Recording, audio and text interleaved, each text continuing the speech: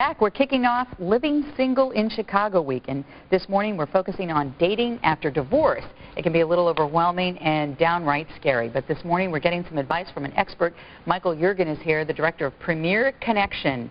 Good morning. How are you, Roseanne? Nice to see you again. Very good. Nice to see you. You're always so happy in the morning. All you people are so happy in the morning. I love that. Oh, well, thank you. Try and you know, caffeine helps, a couple cups of coffee in the day. Me too. Don't feel bad. So, okay, growing number of people are getting divorced these days, and you have some tips for people when they're trying to figure out how soon to date.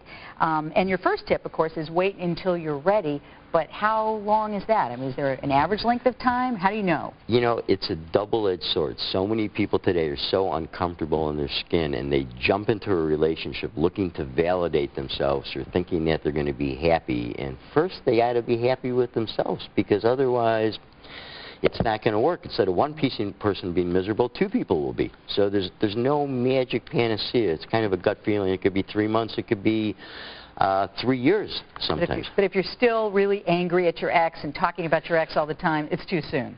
It's certainly too soon to go on a date, because the person you're going with doesn't want to hear about how terrible that person was.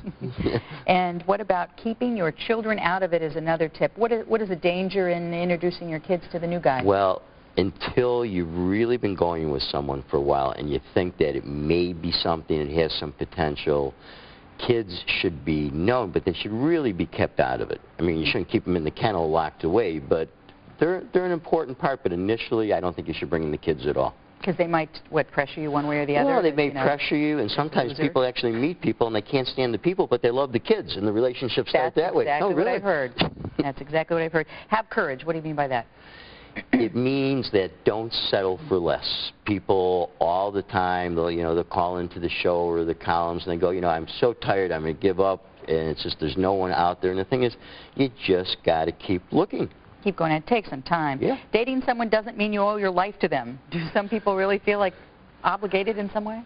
There are some people, and it has to do with their own self-esteem, that they let people treat them badly, or they get victimized. When I say victimized, not in the standard way we think about it, but what's happening is they're not really happy, and to me there's nothing worse to be unhappy in a relationship. If you're going to be unhappy, be by yourself. You don't need to be miserable with someone. Are there any big red flags for the people who are newly divorced? I mean, should you avoid other people who are newly divorced or anything like that? It really has to do with, and one of the things that we try and do is cut out that whole 3 months of honeymoon stage, okay? Because that's why we do background checks. And women are so funny, because if someone's going out for their first date, the woman is probably thinking, I wonder what our kids would look like, and the guy's thinking, should I order another drink? Because women are much smarter when it comes to that. Oh boy, well put.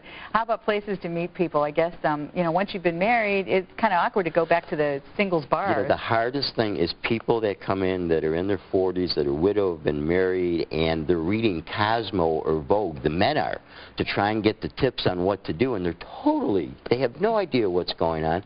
So it's tough. A lot of people use the grocery store, but a lot of people who don't smoke won't go into the bars, because they say, I don't want my hair to smell like smoke. Even their underwear smells like smoke for 4 days. So the grocery store, just kind of chill out? The grocery store, or sometimes people become proactive, and they actually go into a place such as our firm, where these are people that don't need to come in. They simply don't have the time, to hang out and look for people, and we kind of like screen them for them.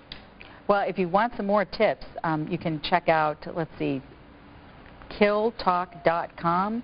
Can you get information about that? That's actually my newest book that just came out, but you can check us out on www.premier.net. I don't know if that's up there. I don't want to look away from you, because you look so nice. We'll contact the station, and we'll let you know how to get more tips for getting back into the dating scene after divorce. Call me at home. We'll tell you. Michael Yergin, thanks so much for coming. Thank you.